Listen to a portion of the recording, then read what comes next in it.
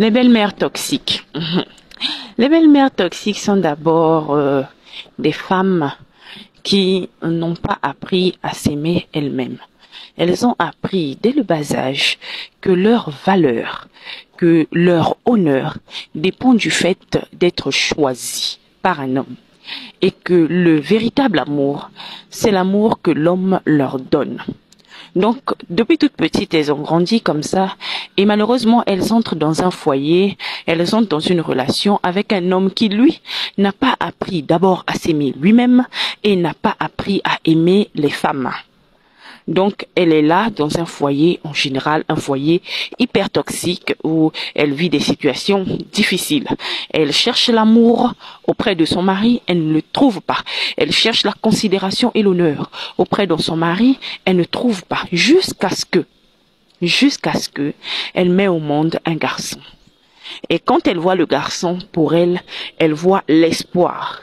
Elle voit l'homme qui va à jamais l'aimer et l'honorer. Donc, l'honneur qu'elle cherchait auprès de son mari, elle transfère cela à son fils. L'amour qu'elle cherchait auprès de son mari, elle le transfère à son fils. Son fils est devenu son tout. Tout ce qu'elle voulait de son mari, c'est au fait ce qu'elle attend de son fils.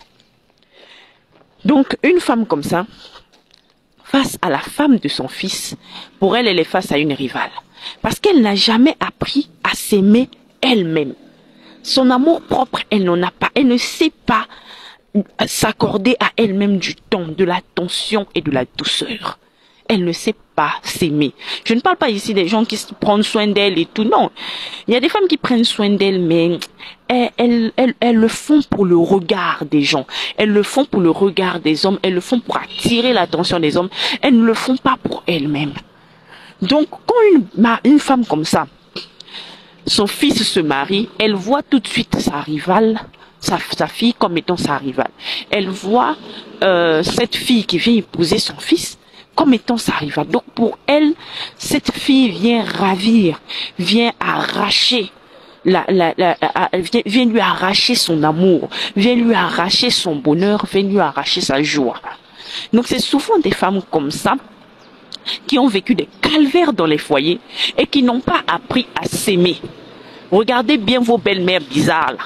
Regardez bien vos belles-mères toxiques là. En général, elles n'ont pas appris à s'aimer elles-mêmes. Et en général, elles sont dans des foyers lugubres, où elles sortent des foyers lugubres, où ce sont des veuves qui ont eu des maris insupportables, hyper toxiques. Donc, comme elle n'a pas eu d'amour, le seul être qui, pour elle, est censé l'aimer et l'honorer, c'est son fils. Donc, toute femme qui sera autour de ce garçon l'aura sur son chemin. Donc c'est exactement ça. Et pour qu'une femme arrive à être l'épouse d'une belle-mère toxique, elle doit se mettre à plat. C'est-à-dire, elle doit accepter tout ce que sa belle-mère fera et la prendre limite comme une déesse. Il ne faut pas qu'elle se mette dans la posture de la femme, de l'épouse, mais plutôt dans la posture de la servante, de la fille, de la petite fille. Voilà. C'est ça qui est la vérité. Donc la prochaine fois que vous verrez une belle-mère toxique, sachez juste que c'est une femme qui n'a aucun amour propre et qui a accepté des merdes.